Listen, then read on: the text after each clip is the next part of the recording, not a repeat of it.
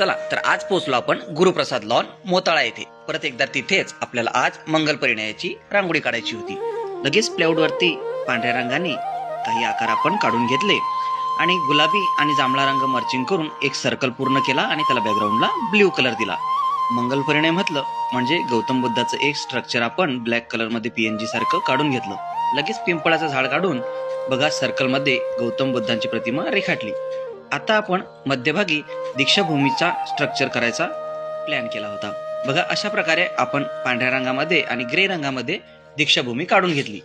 आता यापुढे आपण लगेच रांगोळीच्या काही भागात रेड कलर मर्चिंग करून घेतला आणि त्यावरती पंचशील झेंडा काढून अगदी दीक्षाभूमीच्या खालीच भवतु सब्ब मंगलम अशी कॅलिग्राफी मुठीच्या आकाराने करून घेतली.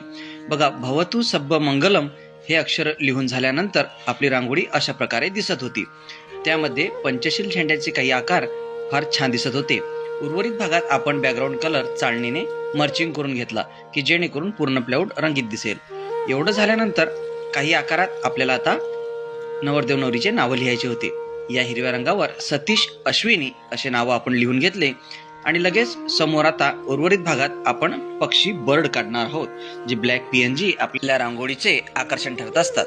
लगेच आपण पुढे जाऊन एक पिंपळाची पानं लटकत्या आकारात काढून घेतली आणि बघा भवतु सब्ब मंगलम मंगल परिणयाची रांगोळी कशी वाटते कमेंट मध्ये नक्की सांगा. आवडल्यास शेअर नक्की करा.